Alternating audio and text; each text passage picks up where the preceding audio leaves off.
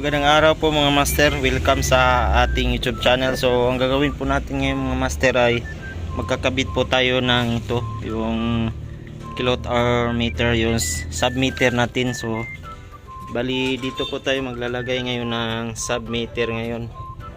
So ito yung susuplayan natin dyan sa loob. So papasukin muna natin. So ito yung breaker natin mga master na susuplayan natin ng ating submeter. So ito yung mga linya niya. So bali ilalagyan lang ng submeter ng may-ari. So ayan. So yun yung ating ini-install ngayon.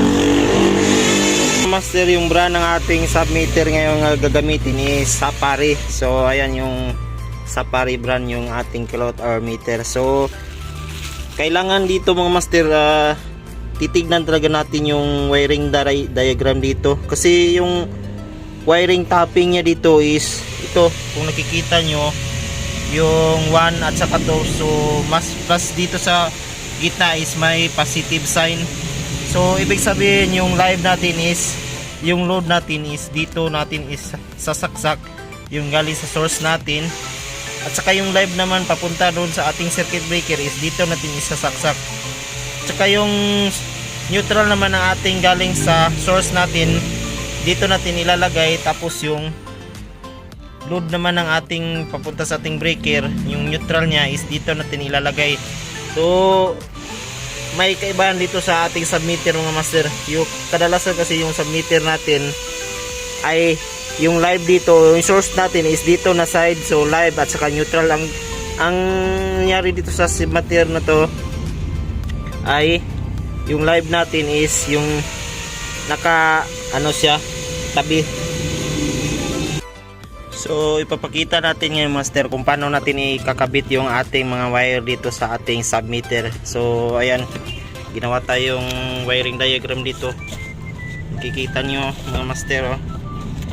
So yung live natin, yung source natin is dito sa 1, saka yung ground natin galing sa source natin is yung dito sa number 3 natin ng ating submeter, saka yung 2 natin papunta sa live ng ating load ng ating circuit breaker mga master, saka yung 4 is yung neutral nya papunta doon sa load ng ating circuit breaker. So ito yung wiring diagram ng ating circuit, yung ating submeter.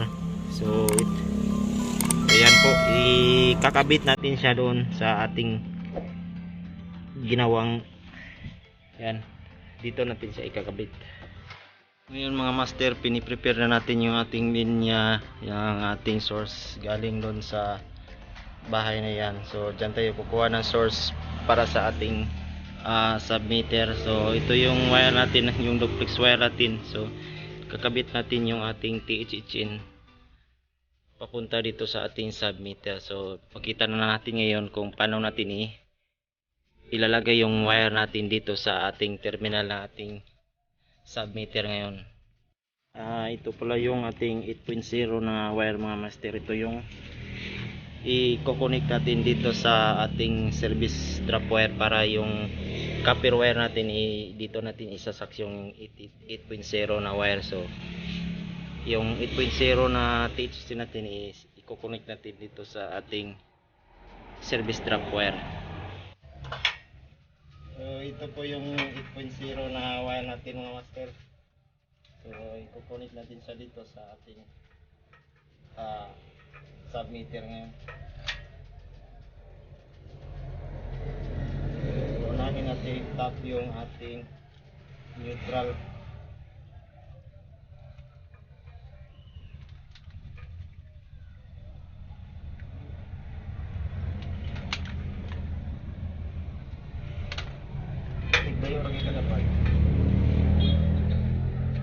So, tapos yung live naman natin yan.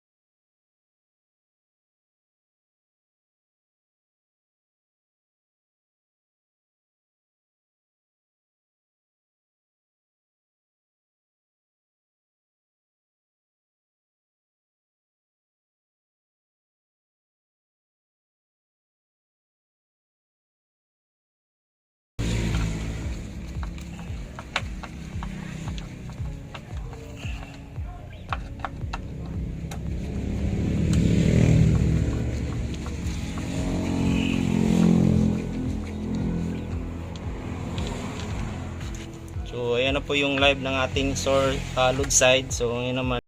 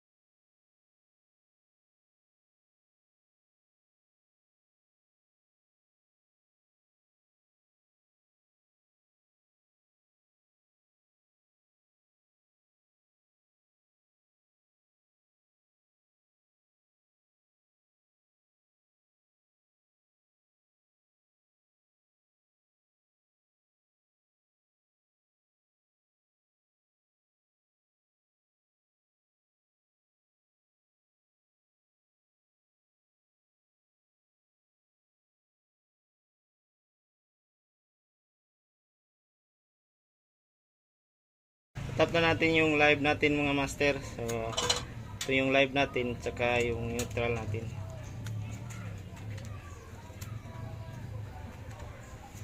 Gantayanan yung ano dito. Si ako yun.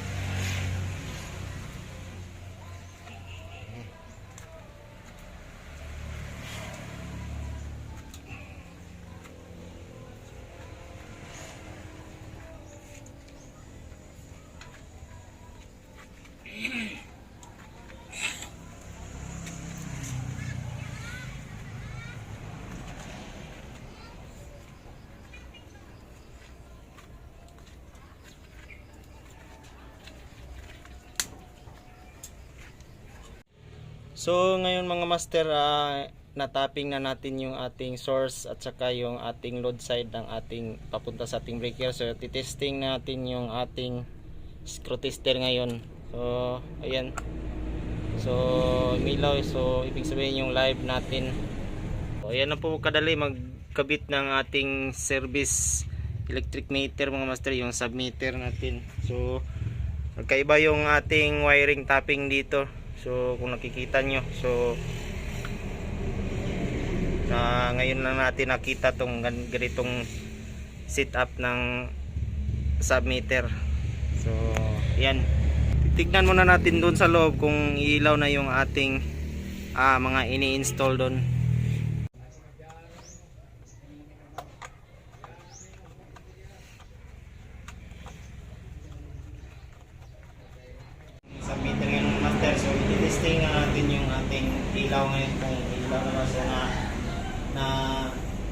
natin yung breaker natin. So, i-switch on natin yung ilaw natin dito. So, ayan. Ilaw na siya. Tapos yung doon naman, yung dalawang ilaw dito yung switch natin. So, ayan. Tapos yung dyan. Tapos yung outlet natin dito.